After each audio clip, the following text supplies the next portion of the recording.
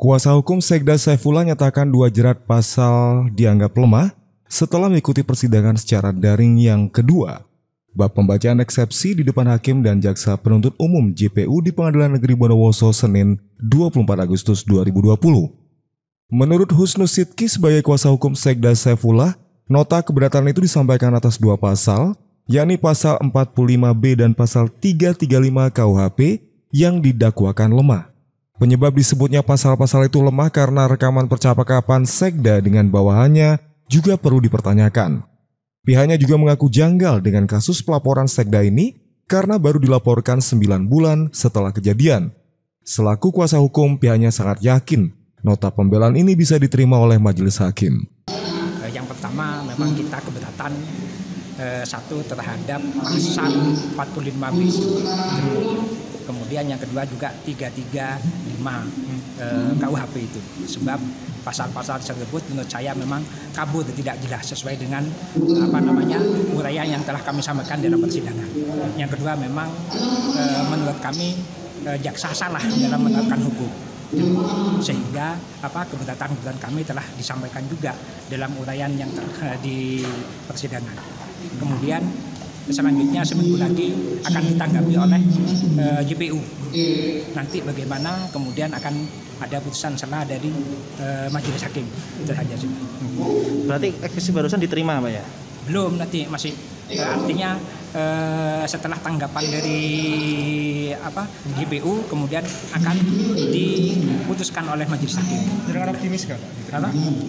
Ya karena kami sebagai penasihat hukum kan ya harus optimis gitu lah, sesuai dengan kan kami juga menyampaikan dasar-dasar hukum kami, kemudian fakta-fakta yang terjadi, kronologi peristiwa sudah kami sampaikan semua kepada majelis hakim.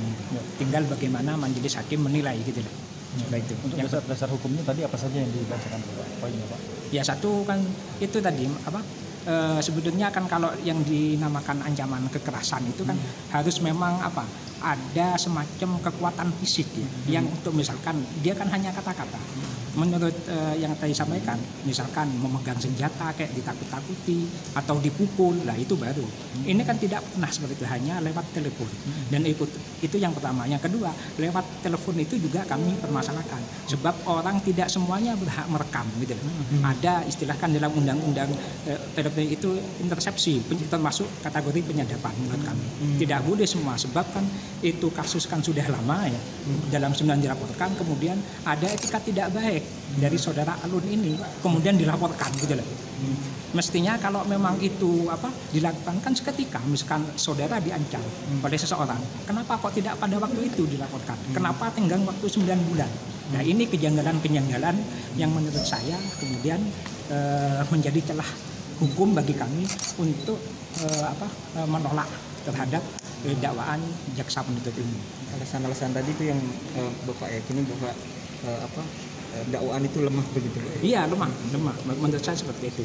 Tapi berpulang nanti kepada majelis hakim bagaimana memutuskan perkara itu, nota keberatan kami. Sebab nanti pada sidang selanjutnya ini kan tanggapan dari JPU yang ini apa saja yang dipersiapkan dari pihak sampai nanti JPU dulu kita kan harus tahu kita tanggapan nanti apa akan kita tanggapi lagi atau sudah cukup.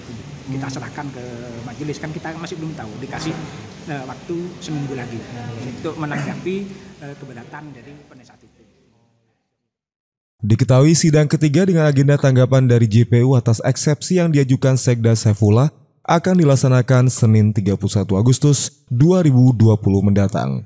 Dari Bondowoso, Hadat Mujiono, BSTV memberitakan.